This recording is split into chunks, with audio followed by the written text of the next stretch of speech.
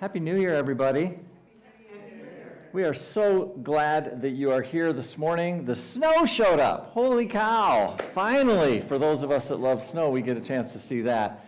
I cannot begin to tell you how excited I am to introduce my friend and somebody who I've gotten to know over the last couple of years, and that is Tony Rubleski.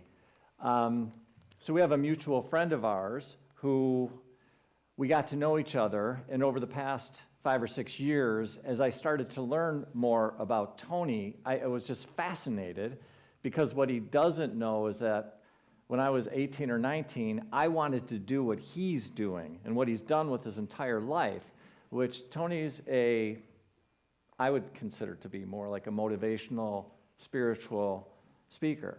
And he spent his entire life going around the country sharing his amazing message with people. I didn't know that when I first got to know him, but I kept hearing Barry say, well, you got to check out what Tony does. It's pretty cool.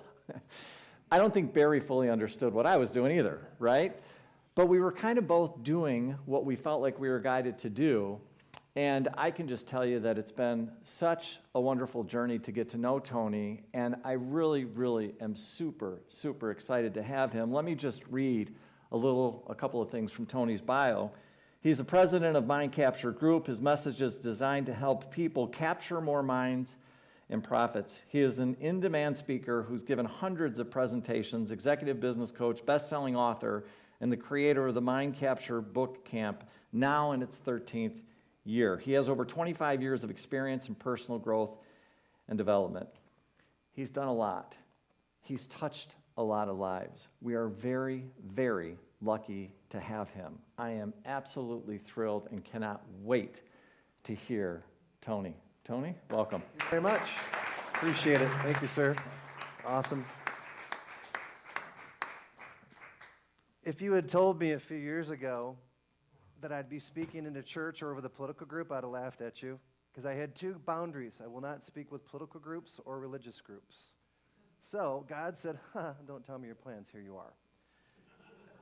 I still get nervous doing this, and today it's joyful nervousness.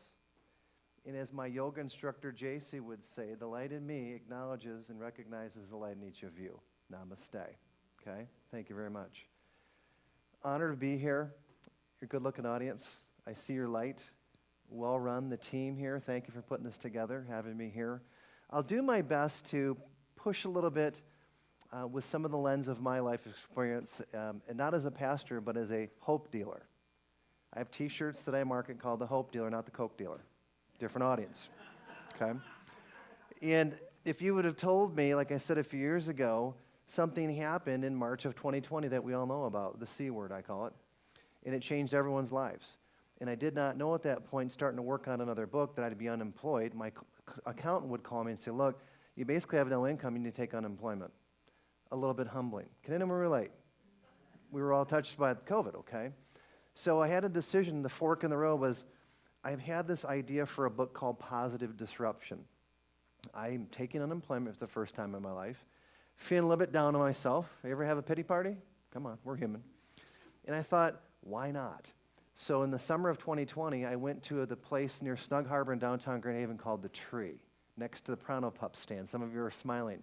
And I literally took a beach towel for 3 months and said, I'm going to meditate, I'm going to look at this beautiful view, and I'm going to write a book at the worst possible time in human history about positive disruption. Stuck with the idea. The God winks, I call it, the nudging was like, this makes no sense. Your clients from John Deere to Remax are going to think you've lost your mind, you think you're a guru now. But I thought, what the heck, I got nothing to lose. So I wrote this book over a period of the summer. It was very healing, very therapeutic. I was going through a breakup at that point, questioning life, thinking, should I go get a job for someone else? What am I doing as this unemployed writer, like a nomad 17 years into doing it full time? The book comes out in November of 2020. It's good to be home. I didn't have to go to the airport this morning, a familiar place. But we decided to go on 8 West with Rachel Ruiz. And so all of a sudden, the book was getting picked up by therapists, yoga instructors, the media. They're like, who is this guy talking about positive disruption during a pandemic? I call it the damn-demic. So if you're taking notes, I'm a little bit opinionated. The goal is this today. If I push you to think a little differently you know what you're doing. I'm in the reminding business. I speak from the heart from a perspective of joy, but not lightheaded. You're going to catch this. I'm going to use some visuals. Pick and choose like a buffet for your spiritual mind and your soul what you want to take from me. And if something pushes you to research or question, fine with me. I don't have all claim to it.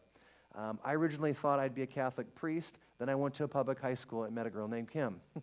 3 children later, you're going to meet a couple of them later in the program. He had different plans for me. The spiritual journey I will talk a little bit about in the beginning. I'm going to talk about the power of gratitude, curiosity, and loving in a world that's addicted to darkness.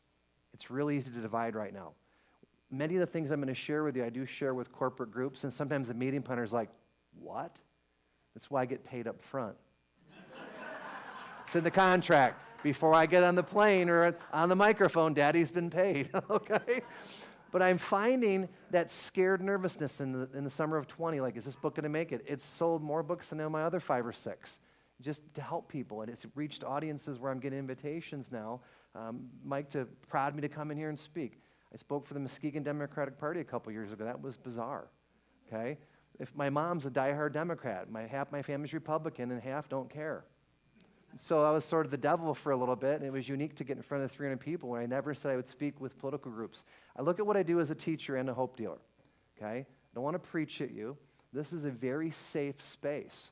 When I wake up every day, you said about the peace of God. I mean, I go, this is the day the Lord hath made. Let us rejoice and be glad in it. When I wake up, eyes open. Sometimes I don't. I think I repeat that over and over. I already felt at home. One day at a time. I'm a former compulsive gambler, coming up on 7 years, one day at a time. Okay, thank you.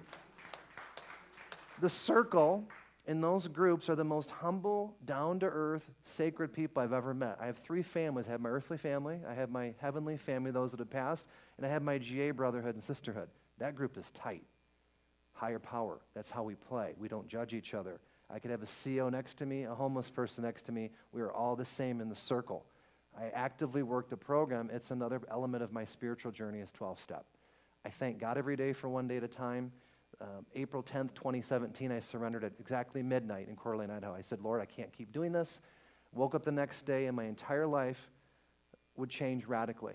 It was scary to admit that I think I have an addiction to gambling, which I do, former compulsive gambler. And that journey to go, all right, I'm going to surrender to the higher power, let's go. It's been a fascinating journey. To me, it's one shade of it, and I look at what is the learning marker from the past to help me in the present marker now to live a better life going forward. It's the gift of being a human. We can pull back and forth.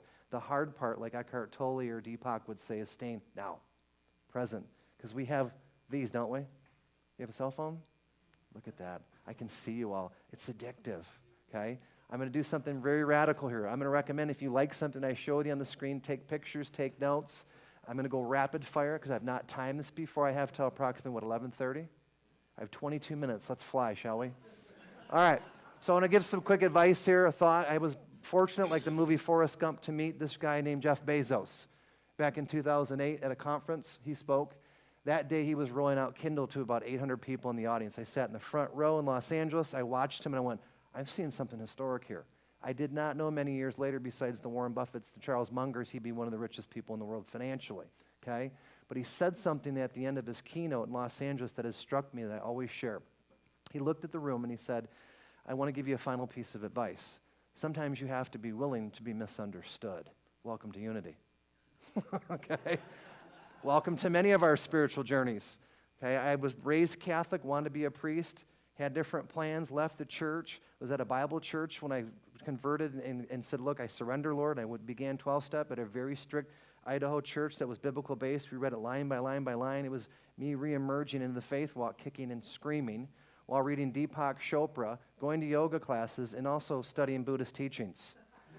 I am not the typical recovered Catholic. I have rejoined the Catholic faith. I don't agree with everything. I know we're being taped, so I might get excommunicated this morning. Thanks, Unity. All right? But it works for me, the history. I go to church many times throughout the week to sit in chapel, to meditate and pray like you do.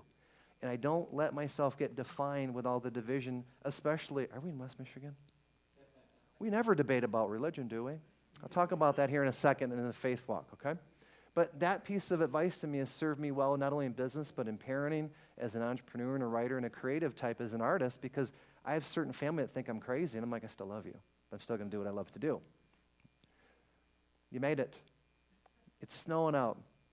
You're still alive. Every day is a gift. How many of you had people you know that have passed on too soon? Pretty much can all relate to this. If you're over 30 or 40, you can relate. If you're under 30, enjoy your youth, okay? Mortality catches up. And I think that those that have passed on serve as a lesson, like the movie A Few Good Men, or excuse me, Good Will Hunting. Who's seen that with Robin Williams? The scene where he takes the boys in the schoolroom out to the hallway and they look at all the pictures of those that have passed. He says, can you hear it? Carpe diem, carpe diem, seize the day. Right now we're alive. You're a good-looking crew. I see your light. Hopefully you see mine. I don't look at any given day as saying, hey, I take it for granted. It freaks my children out. It freaks my partner Linda out. I'm about, what if this is it? Not to be fatalistic, like Marcus Aurelius in the book Meditations is all about, like, live right now, but it's a deeper understanding that this could be it, and to get as much juice and joy as you can throughout one given day, which is today, okay? Yeah, it still feels like the Twilight Zone, doesn't it? The world isn't getting any more boring, is it? Peace is not easy to sell. You know, there's a song by the rock group Megadeth. I'm a heavy metal guy. I lost the mullet years ago. Peace sells, but who's buying? Very, very tough. That song is evergreen, unfortunately. But I think people are starting to say, there's got to be a different path here. We keep fighting over the same things. Maybe we should look at something else. So there's 3 things I want to talk about, what I call the 3 Gs for this year. And I think that when the dust settles, we realize how little we need, how very much we actually have in the true value of human connection. I remember sitting across from different reporters on podcasts and television interviews saying, I think that, here we go. If I haven't got you upset, I might do it now. I got paid already, Mike. All right? I look back at the last few years, and I would say this a lot. During the pandemic, I believe that we're built for social connection, not distance. And historically, we'll look back and go, what a huge mistake we made. COVID's real. I'm not one of those anti-vaxxer guys. I know friends that passed from COVID. We probably were all touched that way. But I think what's starting to happen, we're going, we need to get back to living and communing in a room, face-to-face, together, not on a Zoom screen. Anyone else tired of Zoom besides me? It's an effective tool, but come on, let's get back to seeing each other in the room, face-to-face, human to human, light to light, okay? So, first thought here, classic wisdom from a book written in 1901. James Allen wrote a book called As a Man Thinketh. He died at 46, I believe. He wrote 18 books over like 18 years. And before I was asked by Mike to speak here this morning, I was reading this book again. On page 177 from 1903, here's what he said. Until you can regard people of all religions and of no religion with the same impartial spirit, with all freedom from dislike, and with perfect equanimity, you have yet to strive for the love which bestows upon its possessor freedom and salvation. And I put in the notes when I've read this book many times, I am not alone. I don't like a lot of the division with religion. It drives me crazy. We were talking about it before I came on. I have friends of all faiths and persuasions around the world. As an artist, I get around very unique people that don't play by the lines. Can you relate? So when I read James Allen, or I read some work from Thich Nhat Hanh to James Allen, I go, boy, all these masters have these clues or these patterns that we are divine, that we are loved by the Creator. It goes by different names, Yahweh, the higher power, Jesus, Mohammed, whatever faith walk. But who am I to judge in my human divine mind that you're going to hell or not? That turned me off from church for decades, you guys and gals. It did. I was like, I'm out. I don't want to play this. I find it very divisive. So when I got the invitation to be here, I don't know this full history of Unity Church. It felt very comfortable, like, yeah, let's do this. Let's get really uncomfortable doing something that makes me stretch and grow, because I'm not a preacher, I'm a teacher, a hope dealer. Apparently this happened on Facebook, because it's true. UFOs went by and said they're fighting over which religion is the most peaceful, and there's the earth in the corner, like we're all blowing each other up. It makes no sense to me, but I think one by one, the light, people are starting to pass light and go, there's got to be a different way to play this game. We're tired of it. Favorite here. Just because I disagree with you does not mean I hate you. We need to relearn that in our society. We have division being sold. Apparently there's an election this year. Y'all heard about that? It's going to get really, really noisy. And getting your inner peace, your equanimity each day is going to be more and more challenging, but it can be done. Having faith walks, communities, classes, meditation, working on yourself so that you can look at someone and say, hey, cool, I respect you. People are like, they're stunned by that. The Beatles said it best. Life is very short and there's no time for fussing and fighting, my friends. The last two are there. Any rock and roll fans in here? Very blessed, little sidebar here, a little shiny ADD moment to see Paul McCartney a couple years ago and Ringo this last fall at DeVos Place. I got to see the last two Beatles. I'm like, I'll be able to tell my kids and grandkids about this, okay? They had something going on. Some of you are a little bit more wiser, have more gray hairs than me. The Beatles were very, very controversial because a lot of times they didn't get involved with stuff. Johnny Cash had some of that legend going on too. The icons that knew said, hey, music is a great uniter. And I look at those from music to history to the arts to historically that have said, hey, peace is not all bad. Couple thoughts here. This is from my last couple books, Positive Disruption. I believe the real secret is when you turn inward for wisdom and peace. Try telling that to a corporate group that used to book you to talk about sales and marketing. Like, what happened to Tony? Change. What is the only constant we have? Change, okay? Something I say with every group. I didn't put it in the slides here, but I'll share it this morning. Never downplay the significance of your own life story and the positive impact it can have on somebody else. You have stories that I don't have. You have connections and groups I don't have. It's that positivity, positively disrupting. The world's craving it. They're looking for it. People are like, you seem to be really positive. Do you like to hang out with grumpy people? You ever seen a grumpy motivational speaker? Yeah. I don't know why you guys brought me and you're a bunch of losers. You got no light. It's all dark. I'm out. Thanks. Peace. Hand me a doobie. I'm out. Okay? That'd be like the worst speaker of all time. Okay? Some would like it, unfortunately, but I think most people are saying, hey, I want to be around people that are uplifting, that are joyful, that have that look of like a 7-year-old that's curious to learn and explore. Charles Dickens said, reflect upon your present blessings, of which everyone has many, not in your past misfortunes, of which all people have some. That's so true. Each of you has challenges like I do, and many times that gets all the focus versus the 99 things that we should be grateful and blessed for. I forget that. I'm again in the reminding business. Before you ask me afterwards, I have bad days too. My kids can upset me. Anyone relate to this? I have exes that don't live in Texas. They don't like me, okay? I already mentioned right at the gate that I'm a former compulsive gambler. So I have not lived a perfect life, but it's been a very rich and dynamic, eclectic life. And I go every day, wow, what's going to happen today? Marcus Aurelius, former Roman emperor, said, when you arise in the morning, think of what a precious privilege it is to be alive, to breathe, to think, to enjoy, to love, to be here at Unity, to look around, to have fellowship, to get engaged, okay? There's wisdom that humans throughout time have left us these gifts if we dig into them and we say, hey, you know what, how does it apply to right now? Past, forgiveness, release the grip, okay? Child would walk up and say, wouldn't it be easier if you just left that behind? As adults, we carry those bricks, those baggage. I have a couple major things right now I'm trying to let go of. Welcome to the club called humanity.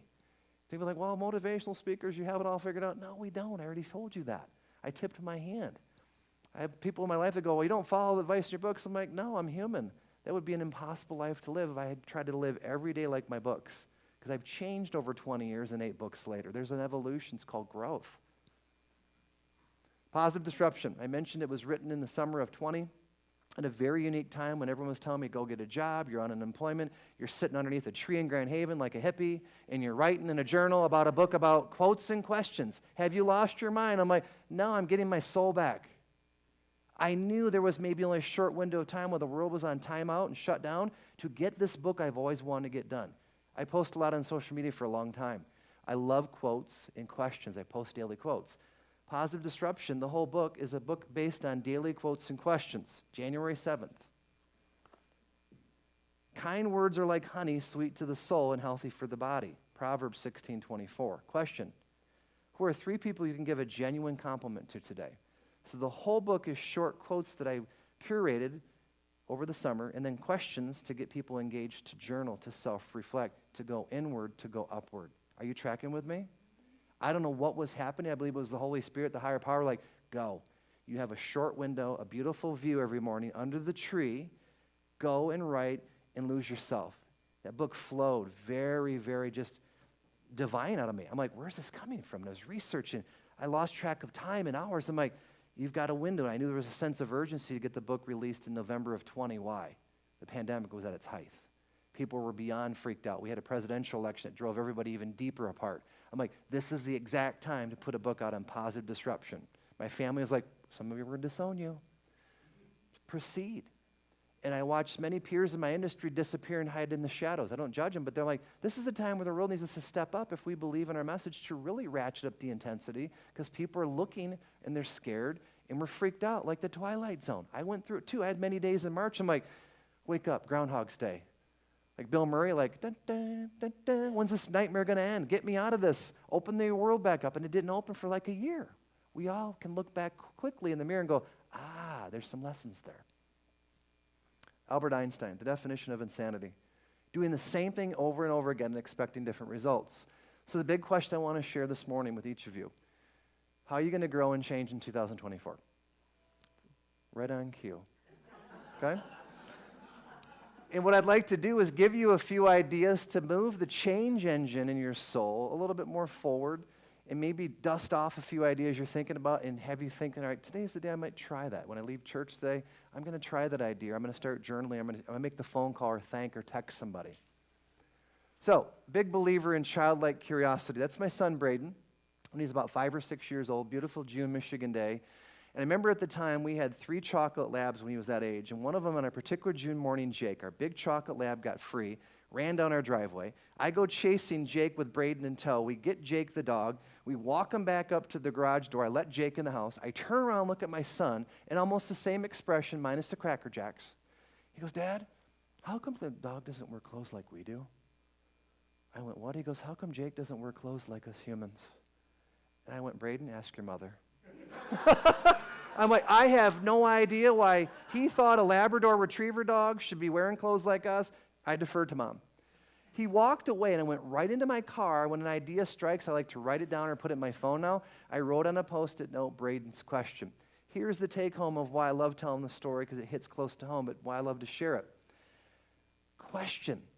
You do that in this environment at uni. I can already tell. You're allowed freedom to question, to believe in self-empowerment, in your own divinity, your own inner light, like they say in yoga class with our teachers, is to never stop questioning like a 7-year-old. On my desk in my office, there's a picture of a Rocky album, and I have a picture of me about the same age as Braden from the 70s. And when I'm on the phone or email, and someone's looking and go, don't get so serious. The CEO, the board of directors are just little 7-year-olds like you, Tony. Have fun, get paid up front, and have some joy. Because I can get really serious. I look back 10 years ago, I was the stuffy. I want to make all the audiences happy and get perfect evaluations. I was a fraud. I didn't know who I was. When I hit bottom 7 years ago and rebuilt the soul up, I was like, you need to figure out who you are again, and everything changed. What if I texted you that, like I just did a minute ago over here? Ding, the phone went off. How would you respond? This is a great group. You'd probably go, yeah, it's a great day to be alive, okay? A lot of people would be like, oh, must be those motivational speakers. Those people drive me nuts, okay? Some of you be like, I need to block him or her. Stop group texting us. You ever know any people like that? Yeah. Because a lot of people are addicted to negativity because it's programmed at us nonstop, 24/7. You are the rare one, like the old Nike and Apple ads, the crazy ones that believe in optimism and in joy. Trust me, going out in 2021 when speaking was starting to turn on again and talking about positivity, people are like, don't you know what's going on? I'm like, yeah, but we're alive. Historically, we've gone through pandemics and wars. We've made it out, haven't we? The human condition's built to adapt, improvise, overcome. Because you never know this. Who needs you? Good energy is contagious. It's kind of strange talking about COVID then going into contagion, but you get my point here. People are drawn to your energy, your smile, your words. They look at you and go, wow, there's something different about Mike or Sally. They seem really like genuine. They seem fun. They seem loving. They seem like they want to listen. They make me feel special. The world is wanting to be heard, my friend. Ironically, as I give a speech and a talk this morning, a teaching, I'm speaking more than I'm listening. But many times in my best conversations with clients, I sit in a room with 5 or 6 decision makers. I ask 2 questions. They tell me all their problems for like an hour. And I go, okay, what I heard was this, this, and this. I have a couple of ideas. And in 5 minutes, like, okay, many times let's do this. I was not speaking very much at all. They need to be heard. They want to be heard, okay? Because attitude is everything. I took this picture 11 years ago when I lived in Spokane, Washington. This guy walked into a wine festival, a place called Arborcrest, on a Sunday night. His shirt said, fat people are hard to kidnap. And I grabbed my phone as he walked in, and I went, "May I?" And he goes, "Yes." And in the first shot, I took that photo, and I'm proud of it. Now, here's the deal. I may be the strangest motivational speaker you've ever seen. That's what I love about the human condition. He's telling you up front, I don't care what you think, because we all judge each other. It never goes away. It's a daily work in progress to stop judging. All the great historical books talk about it, okay? But he's saying, look, I'm here to have fun. I don't care what you think of me, because you ain't taking me anyway. A couple hours later, I did dance with him that night. It wasn't a slow journey song either, okay? There's a lot of us on the dance floor outside. It was fun. What do you think about this guy? Would he be cool to hang out with? I already kind of tipped off. I danced with him. He's funny. He's joyful. Fellas, somebody like, I can't get a date. Hang out with him. He'll teach you his secrets. He probably got more phone numbers than half the studs there that night because he's like, women are like, he's fun. Energy. Attitude is everything. He might be thinking, well, I'm self-conscious. Yeah, we all have insecurities, from CEOs I meet to people that in the green room. I've been with rock stars to people you see on television in the green room. And the things they tell me would astound you. That reminds me we're all human. They may have more zeros in the bank account, but they got more lawyers and issues than many of us could handle. Not saying bad about money, but they have different degrees of stress and insecurities like the rest of the human planet. Because you're going to have days like this. Enter password. Wrong, wrong, wrong, wrong. Reset password. New password. Can't be old password. Set fire to computer. Am I the only one? Yes. Or days you drive by Lake Michigan when you come to Grand Haven, you want to take your phone and chuck it like a rock, like a child. I've had many thoughts with this thing. You're going to have those days where you're going to have to call in and say, I need to stop and take a meditation break. You know what? I'm having a bad day. I'm going to yoga class tonight. I'm going to read maybe some Course in Miracles or the New Testament. I'm going to read some Buddhist teachings from Thich Nhat Hanh. Whatever centers you. Yesterday, I had a strange moment where I was at a funeral home in the morning for a family member that passed away. I go up to Muskegon every year around Christmas time. My friend Pat, her son, who was a friend of mine, died like 40 years ago. Every Christmas season, we go up and plant a little Christmas tree. My car died in the cemetery. Took 2.5 hours for a tow truck to get there, AAA. I'm like, boy, my car died in the cemetery and it's cold out. Where's Stephen King? I was having that kind of day. And I'm thinking, Lord, I need to recenter every motivational thing you know, Tony. You're going to call it into play because I so wanted to get mad at Reliable Towing, but they're doing the best they could. They were busy, and we got picked up safely. But I was thinking, boy, if I could set fire to that tow truck right now. So, a few tips to tune up your mindset and your soul to help you grow in 2024. Gratitude list. Read it and write it daily. Positive disruption. The stories I get from people that buy the book and use it and how they share it is mind-bending. To therapists, I'm not a trained therapist or a minister, and they're like, we love your stuff. I'm like, well, I'm a great thief. I'm always borrowing ideas and looking for patterns, okay? Laugh more. Again, I like to train from a lighthearted perspective, if you can't tell, versus all serious, all logic. It's boring to me.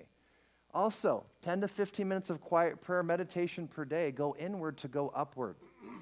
Monitor screen time and social media time. This is a very, very productive tool, but it's highly addictive. I can tell you that. Okay? Does anyone else have like, I'm going to go online for 10 minutes. Hour later? Am I the only one? Okay?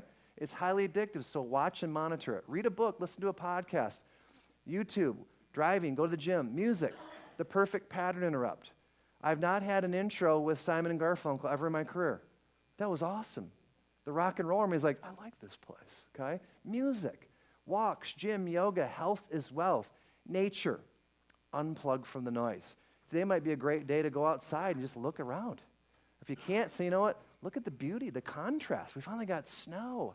I was going to think it was October all year long. I'm like, when's January going to get here? It showed up today, okay? Quick example of that. When I was in recovery the first 6 months too, I would go hiking a lot. I lived up in Spokane, Coeur d'Alene, Idaho area. This is Linda, my partner, and I a couple years ago at Glacier. I've always said take an atheist or a non-spiritual person out to Glacier, and they'll go, this can't be an accident.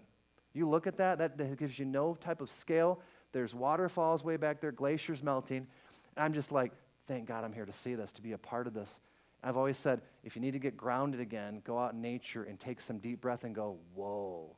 It recenters you, especially in the age of digital noise. Some other thoughts about having a better year. I was fortunate. I have 5 more minutes. Is that all right? 11 years ago, I interviewed this guy. He wrote a book called The Shack. I've interviewed hundreds of people over the years. I would say this is the most profound, deep interview I've ever had where I almost cried like 3 times in the interview with him. W.M. Paul Young basically wrote that book as a gift to his 6 children when he turned 50. He was basically living on the side of a gas station in Oregon. They had 6 kids. He's got creditors calling him every day. He's behind. He's broke, okay? Someone slips a $100 bill under the door at Christmas time. They felt sorry for him and his family. He took the $100. He goes to Kinko's. He makes 10 photocopies of the book, The Shack. He hands it off. People start reading like, what is this book? They try to get a publisher. Many publishers turned it down. I think it has sold in the neighborhood of 25 to 30 million copies now. It's been released as a movie a few years ago. It actually made money in the Christian market as a movie, which doesn't usually happen. And it was pretty much all by word of mouth. In the interview, at the end of it, he said something that really touched me. And I was just like, wow, I cannot believe the story behind the story. Has anyone read the book? Okay, it's about the Trinity. If I recall that God is a black woman, Jesus is a Middle Eastern man, and the Holy Spirit's an Asian woman. Now, that ought to get some folks really riled up. Well. But if you get over that, the book is about forgiveness and going to the shack. I thought it was brilliant, and 35 million other people did as well. But he said something that I've never forgotten. He said, learn to stay inside the grace of just one day. Starting recovery 7 years ago, I can't tell how many times I would think of that interview and that quote. That's where I used to go hike up in Corleonado. There's someone jumping off a rock there. I'd go hike through there. And I would think to myself, my sponsor, my circle's telling me one day at a time. I did not know that I'd be many years later, fast forward, in a Unity Church on January 7th, 2024, talking about one day at a time and coming full circle with that. I didn't foresee it in this life journey. So, did you get a couple of ideas? Okay. It is a deep honor. This is my first church appearance. Okay, and it's just been fun. So, I think with that, an honor to be here. I'm going to echo something. I'm going to take a little bit different direction from what Mike said. I always tell my children this: don't let anyone take your personal power from you, ever. It's easy. It's easy to be negative, to be grumpy, to be a light, to be independent, to be a free thinker is a radical move in the world we're in, but it's a great radical move. Always question everything. Know that you have divinity in you. Let no one take it from you. And like I showed you with my son, childlike curiosity is your friend no matter what chronological age you are. With that, thank you. Hey, it's Reverend Mike here. I just wanted to stop for a moment before you get on with your day, and thank you so much for spending time with us this morning. It means the world to us, and I just wanted to let you know if there's anything that we can do to make your experience even better, please do not hesitate to reach out by going to our website. I also wanted to offer you the opportunity for us to get together and sit down so I could get to know you a little bit better and answer any questions that you have. I can either do that by either getting together in person, have a cup of coffee, or we can meet online via Zoom. If you're interested, please don't hesitate to reach out. You can reach me at michael@courage2thrive.com. And lastly, if you find these messages are helping you, we would be tremendously grateful if you'd consider donating to the center. The best and the easiest way to do that is simple. Just go to our website. Again, thank you so much. Hope you have a great day. Hope you're doing well. God bless, and we hope to see you soon. Bye-bye now.